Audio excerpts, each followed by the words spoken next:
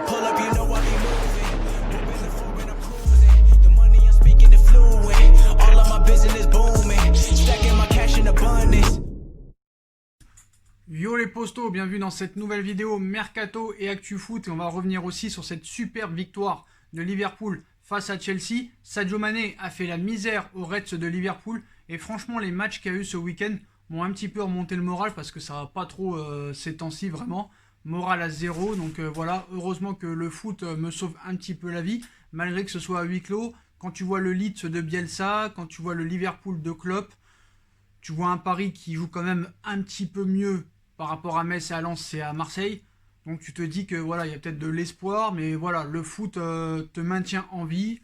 Donc c'est quand même bien de le souligner. Bon, on n'est pas là pour raconter ma vie, on est là pour informer. Donc avant les infos Mercato et Actu Foot, je voulais parler de Liverpool parce que voilà, ils se sont imposés vraiment sans trembler à Chelsea, à Stamford Bridge, avec un Sadio Mané des grands jours. Vous savez, Sadio Mané est l'un de mes joueurs préférés, si ce n'est mon joueur préféré à l'heure actuelle après Cristiano Ronaldo.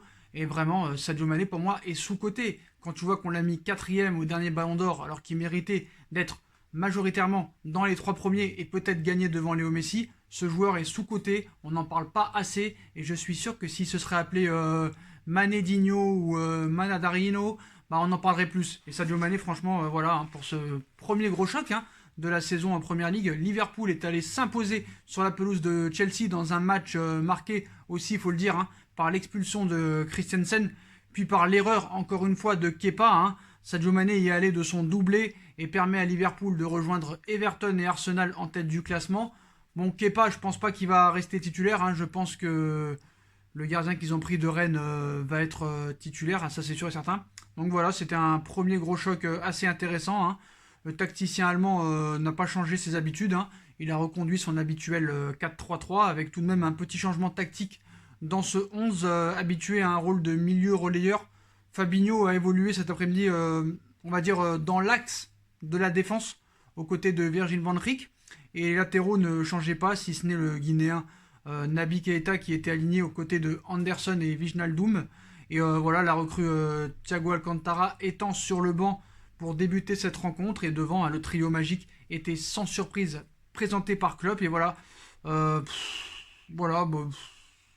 franchement, pas grand chose à dire avec Liverpool qui continue sur sa lancée, sur son beau jeu. Et voilà, Mané a vu double. Donc c'est vrai quand même que le carton rouge de Christensen a changé beaucoup de choses. Mais voilà, Liverpool a eu beaucoup d'opportunités. C'est une très grosse équipe. Je pense qu'elle va se refaire cette saison au niveau de la Ligue des Champions. Donc voilà, Alisson Becker aussi a fait son match. Et vraiment, pour ce match 2-0 tranquille, homme du match, Sadio Mané. Il faudra compter avec Liverpool cette saison encore une fois. Il va falloir un grand City. Alors City ne joue jamais, je ne sais pas pourquoi. Manchester, je pense qu'ils n'auront pas les armes pour jouer le titre. Chelsea, le problème avec le jeu de Frank Lampard, pour moi, c'est trop vers l'offensif pour moi.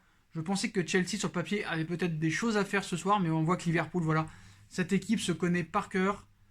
Ils jouent depuis 3 ans ensemble, ils ont les automatismes, ils ont tout gagné. Et je pense qu'avec le Bayern de Munich, ça va être les favoris pour la Ligue des Champions. Donc pour moi, je mets Bayern de Munich en numéro 1, Liverpool en 2. Mais bon, on va voir, c'est le début de saison.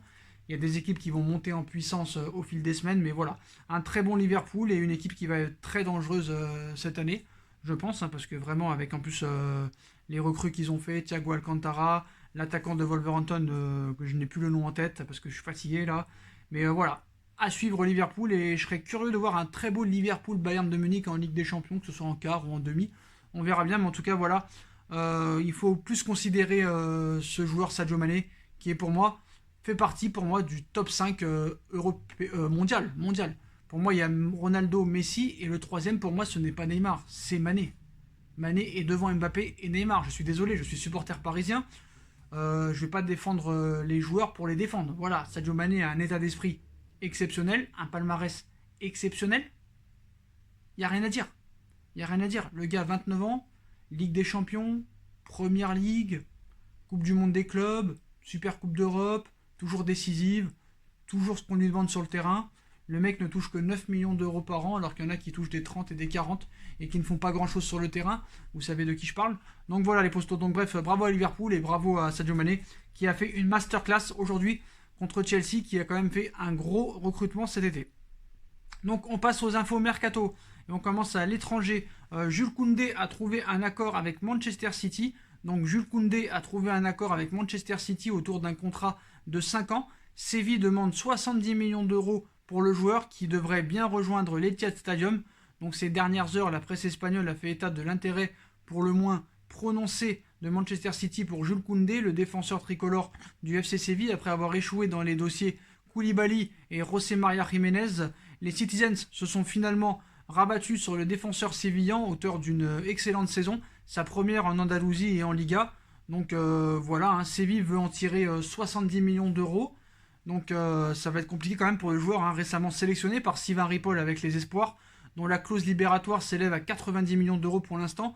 City ont proposé 60 millions d'euros, mais voilà, apparemment l'opération devrait aboutir et que le joueur qui avait coûté 25 millions d'euros aux Sévillans il y a un peu plus d'un an devrait bien revêtir la tunique des Skies Blues dans les prochaines semaines. Une recrue de poids pour Pep Guardiola, qui a réclamé depuis des mois l'arrivée d'un défenseur à sa direction, alors qu'Eric Garcia a de grandes chances de revenir à Barcelone lors de ce mercato estival particulier. Très à l'aise, balle au pied, et sûr dans le jeu aérien, et toujours dans les bons coups dans les duels.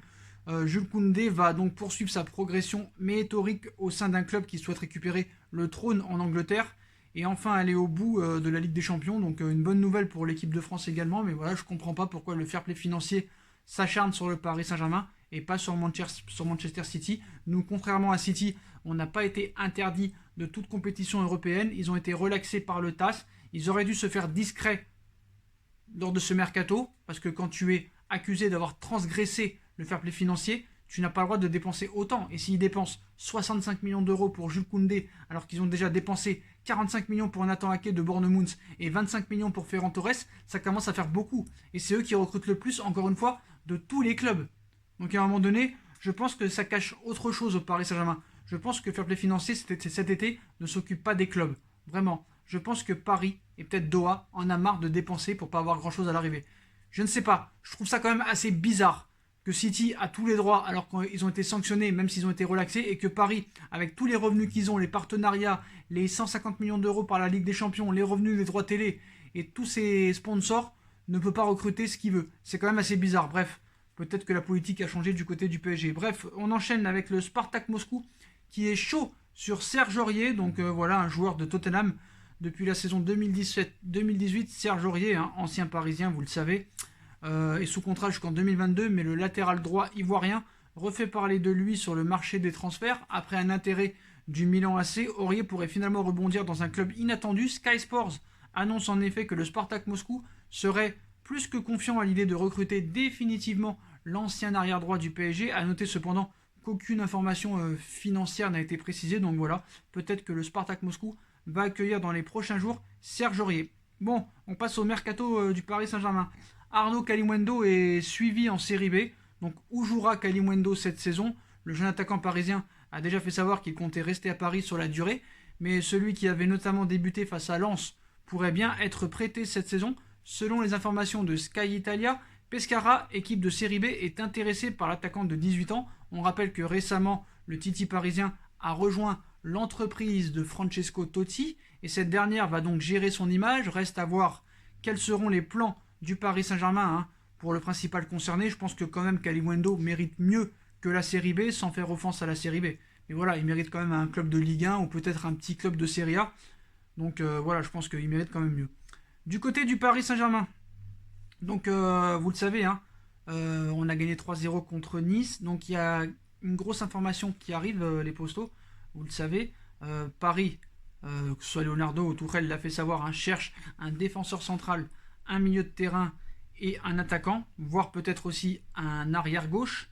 Donc vous savez que Paris enclenche un petit peu les disponibilités. Donc sur le dossier Koulibaly, tout ce qu'on peut vous dire, c'est que De Laurentiis ne flanchera pas. Il veut 70 millions d'euros et pas un centime de plus. Je ne pense pas que Paris ira au-delà. Paris a fait, je pense, une offre raisonnable en proposant après, avec option d'achat obligatoire de 52 millions d'euros plus 7 de bonus, De Laurentiis ne veut rien savoir. C'est pour ça que City est parti du dossier et que Paris devrait en faire de même.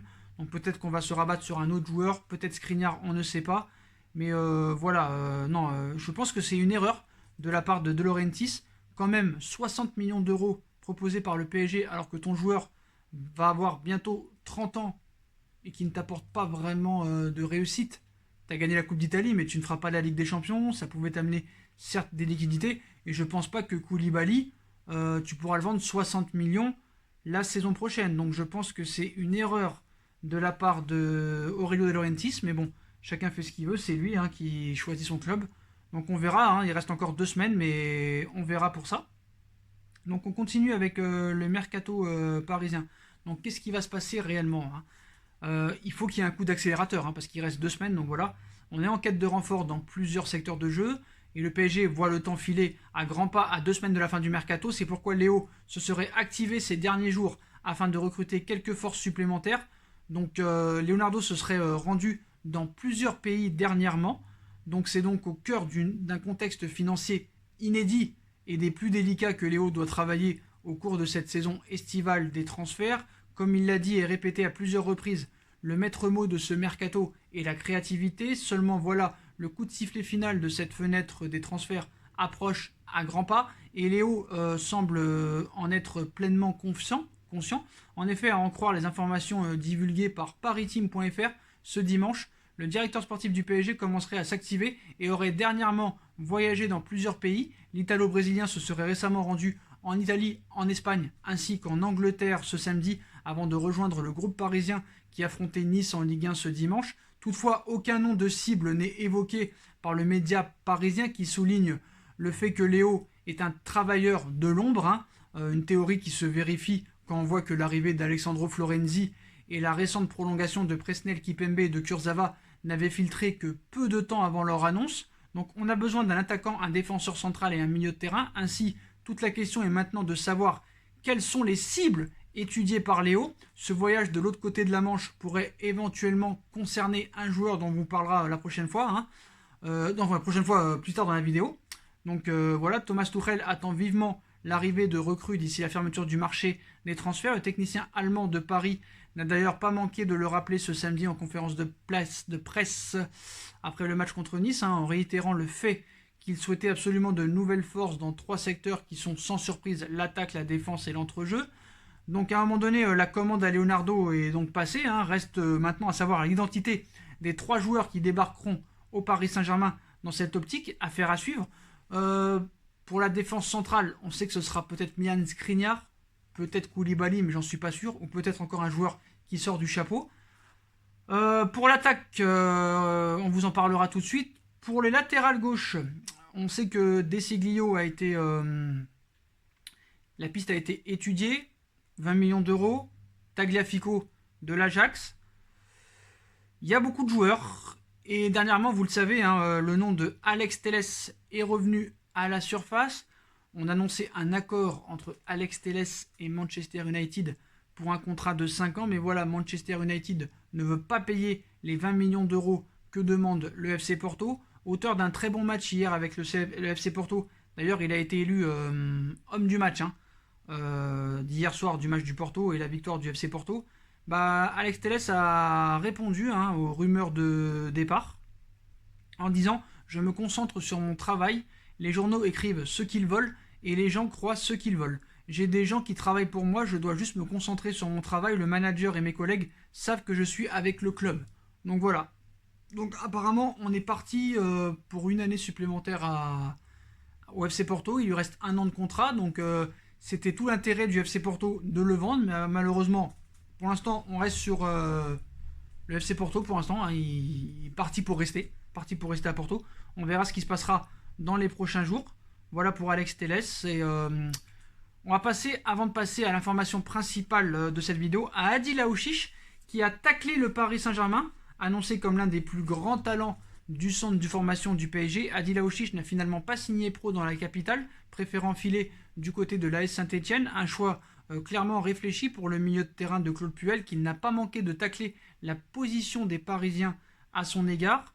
Donc l'exode des talents s'est à nouveau poursuivi cet été au PSG. Depuis plusieurs années, De nombreuses pépites ont aussi quitté la capitale pour aller exploser ailleurs. La liste est très très longue, hein. Comme vous le savez, Kingsley Coman, Moussa Dembélé, Moussa Diaby, Jonathan Ikoné, Dan Axel Zagadou, Christopher Nkunku, une liste à laquelle on peut désormais ajouter Aouchiche et Kouassi, partis respectivement à l'ASSE et au Bayern de Munich. Apparus à quelques reprises la saison dernière sous les ordres de Thomas Tuchel, les deux joueurs avaient montré de belles choses et auraient donc pu jouer un grand rôle à l'avenir. Toutefois, Kouassi et Aouchiche n'ont pas voulu attendre. Par conséquent, ils ont refusé de signer pro avec le PSG pour filer loin du Parc des Princes. Désormais, Aouchiche est un titulaire dans l'équipe de Claude Puel, un choix très clair aux yeux du milieu de terrain de 18 ans.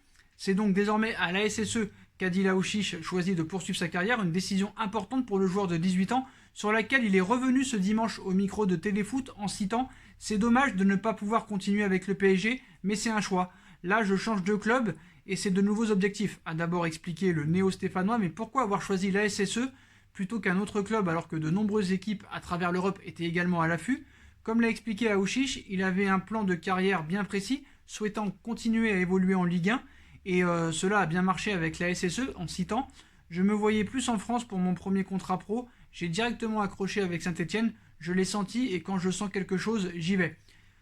A défaut de signer pro avec le PSG, Adil Aouchiche a ainsi filé à la SSE où le projet sportif exposé par Claude Puel a fait mouche à ses yeux, des promesses que le PSG ne semblait pas faire, et cela, l'ex-pépite du club de la capitale n'a pas manqué de le pointer du doigt en citant le PSG. Il dit « J'ai envie de jouer au foot. Là, je peux plus jouer avec la SSE. Je peux beaucoup plus jouer. Je peux plus montrer ce que je sais faire. Il y a un espace pour moi. Il y a un projet pour moi. Le PSG aurait pu me faire jouer. Ils avaient peut-être aussi pas envie de me lancer, peut-être. Je le comprends tout à fait. Et je n'ai aucun regret. Donc voilà, bon bah, je pense que peut-être que tu n'avais pas cru plus en toi. Et peut-être tu n'avais pas assez les cojones de rester au Paris Saint-Germain pour t'imposer et montrer que tu t'imposes. Parce qu'il faut le montrer à travers les mots. Et toi, tu ne le montres pas. Kouassi aussi a préféré partir au Bayern alors qu'il ne jouera pas, il s'est déjà blessé. C'est une erreur, mais voilà. Pour moi, ils n'ont pas assez ils s'affirment pas assez, les jeunes, aussi. C'est peut-être pour ça qu'on leur fait pas confiance. Mais à juste titre, c'est vrai qu'on dit qu'on le sait, on le voit depuis des années. Paris ne laisse pas vraiment la chance aux jeunes. On peut le voir avec Tourelle, on a pu le voir avec Emery, on a pu le voir avec Blanc. Ils n'ont jamais vraiment laissé leur chance. Est-ce que c'est vraiment un ordre de Doha? Je ne sais pas, mais voilà. À l'époque, Paris, on était en difficulté. À l'époque de Colonie Capitale ou Canal, on faisait quand même confiance aux jeunes. Ce n'est plus le cas maintenant. C'est quand même dommage, je pense. Information principale de la journée, le Paris Saint-Germain a entamé des discussions avec Tottenham pour Dele Alli, annoncé comme la grande victime du retour de Gareth Bale chez les Spurs. Le milieu offensif anglais serait au cœur de tractations entre Spurs et Parisiens. Les fans des Spurs ont le sourire depuis hier. L'enfant chéri de Tottenham, Gareth Bale, est officiellement de retour à Londres. Prêté 1 an par le Real Madrid, le milieu offensif gallois va tenter de relancer sa carrière après de longs mois passés sur le banc ou en tribune du côté du Real. Et si tout le monde se réjouit du comeback en Angleterre, les médias ont très rapidement souligné que cette opération n'allait pas être sans conséquence du côté des Spurs. En clair, l'inconstant Dele Alli, 24 ans, a été annoncé comme la principale victime de ce retour, une rumeur qui a d'ailleurs gonflé avant l'officialisation du prêt lorsque José Mourinho avait décidé de remplacer Ali à la mi-temps du match contre Everton de la première journée. Mais rapidement, le Special One avait démenti en disant « Ce n'est pas la première fois ni la dernière que je change quelqu'un à la mi-temps. Je le fais toujours pour l'équipe, je ne le fais jamais contre un joueur. Dans certains cas, les options m'ont donné raison et dans d'autres que j'ai eu tort.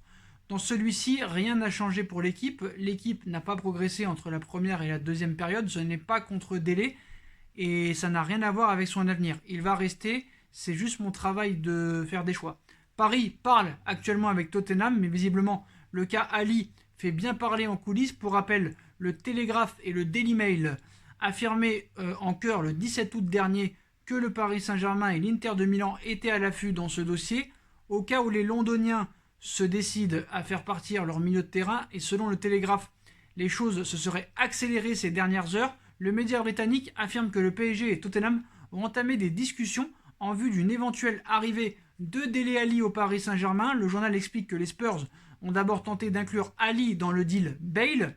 En vain, les négociations ont donc démarré avec le Paris Saint-Germain, même si aucune précision sur la nature de l'offre, prêt ou transfert sec n'a filtré, donc ça va être une affaire à suivre. Hein. Apparemment, pour un transfert, Tottenham demanderait 64 millions d'euros, c'est évidemment trop cher. Mais pour un prêt, pourquoi pas? C'est des joueurs qui a des qualités et qui a prouvé par le passé qu'on pouvait compter sur lui, qui a une bonne frappe de balle, qui va assez vite. Moi, je dis oui pour un prêt, ce serait quand même pas mal, je pense, pour le Paris Saint-Germain de se positionner sur Dele Alli. Et c'est un joueur qui, pour moi, a des qualités qui ne sont plus à démontrer. Et je pense que ce serait une bonne alternative à Icardi, par exemple, ou à un autre joueur. Donc, moi, je dis oui. Je dis oui. Après, on va voir si ce n'est que vraiment des rumeurs ou si c'est une faisabilité. Mais en prêt, je dis oui. Ça fera encore 0 €. Un bon joueur. 1 an, je pense que c'est bien. Mais voilà, Paris n'a pas vraiment des bons contacts avec ce genre de club. Hein. On voit que Dortmund et le Real, ça parle beaucoup. Le Real s'entend beaucoup avec beaucoup de clubs. Nous, on s'entend pas vraiment avec les autres clubs. C'est quand même dommage. Mais voilà, pourquoi pas. Pourquoi pas, moi j'aimerais bien Dele Alli au Paris Saint-Germain pour un prêt. Je trouve que c'est bien. Par contre, pour 64 millions d'euros un transfert, je dis non. Voilà les postos. Voilà pour toutes les infos Mercato et ActuFoot. Dites-moi en commentaire ce que vous en pensez. Je compte sur vous pour bombarder la barre de like. On like, on partage, on commente, on s'abonne, on active la petite cloche pour être tenu au courant des vidéos Mercato qui vont sortir. On me rejoint sur mes différents réseaux sociaux ainsi que sur ma cagnotte PayPal qui est toujours disponible hein, en description. Le lien est en description. Je remercie tous ceux qui ont donné. Si vous voulez continuer à donner, hein, n'hésitez pas. Le lien est en description. Si vous ne voulez pas, vous ne le faites pas.